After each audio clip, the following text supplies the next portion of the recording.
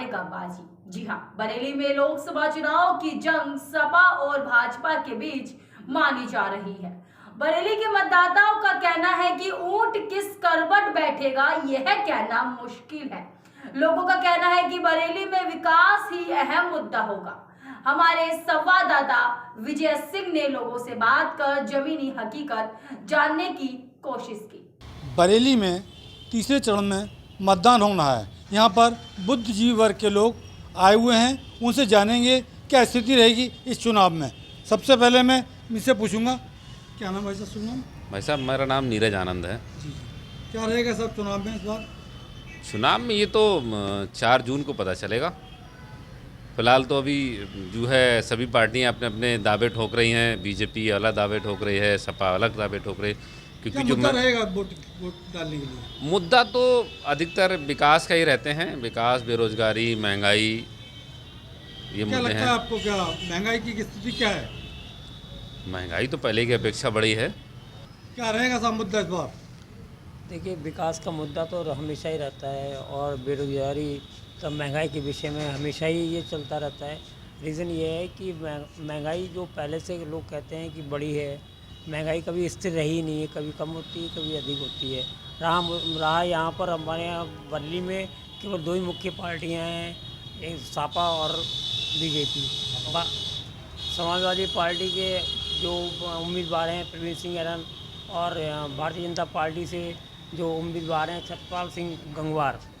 यहाँ पर जो है सपा का जो कैंडिडेट छोटेलाल गंगवार थे, उनका नामांकन निरस्त कर दिया गया है कुछ कमियों के कारण। इसलिए जो मुख्य टक्कर जो है वो इन्हीं 2 पार्टियों के बीच रहेगी। देखिए, चुनाव के लिए कोई मुद्दा तो कोई है ही नहीं, और बात की जाए भारतीय जनता पार्टी बगैर मुद्दे के लड़ रही है। उसके जो कार्य अभी तक करे हैं उसने, और सबसे पहले कुछ नहीं दिख रहा है। मोदी योगी दिख रहे हैं लोगों के लिए, कमल का फूल दिख रहा है।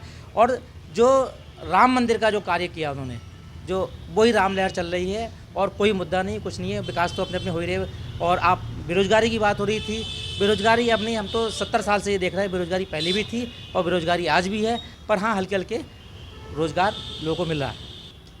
पिछले 8 बार एक कुर्मी बिरादरी के संतोष गंगवार जी सांसद हुआ करते रहे हैं, और अब भाजपा ने फिर उन्हीं की बिरादरी के प्रत्याशी के कैंडिडेट को प्रत्याशी बनाया था, जिसको ध्यान में रखते हुए बसपा ने भी इसी बिरादरी के व्यक्ति को, छोटेलाल जी को प्रत्याशी बनाया। लेकिन उनका नामांकन रद्द होने के कारण अब सीधा मुकाबला सपा और भाजपा के बीच है, और इसमें भाजपा का पलड़ा बहुत अधिक भारी है। मुद्दे की बात रही तो विकास यहाँ का मुख्य मुद्दा है, और इसी पर चुनाव लड़ा जा रहा है, क्योंकि बरेली में पिछले 5-6 सालों में अच्छा विकास हुआ है और अभी भी विकास कार्य चल रहे हैं। चुनाव में मुद्दे तो है ही नहीं कोई, बस ये मुद्दा है कि सपा जीतेगी या भाजपा जीतेगी, ये विशेष मुद्दा है। और यहाँ 3 प्रत्याशी में एक प्रत्याशी ने नाम वापस ले लिया है, खारिज हो गया उसका पर्चा। इस चक्कर में सपा ने बहुत कमर कस ली है अपनी, और जो भाजपा का उम्मीदवार है वो एक नया उम्मीदवार है। पहले विधायक हार चुके हैं, वो इस बार सांसद ही को लड़ाया गया है उनके लिए। अब इससे पहले जो सपा के प्रत्याशी हैं वो सांसद संतोष गंगवार को हरा चुके हैं, और उनका एक प्रभाव भी है। अपने आप में इंडस्ट्रियलिस्ट हैं, होटलिस्ट हैं, इस प्रकार से बड़े उद्योगपति हैं वो भी।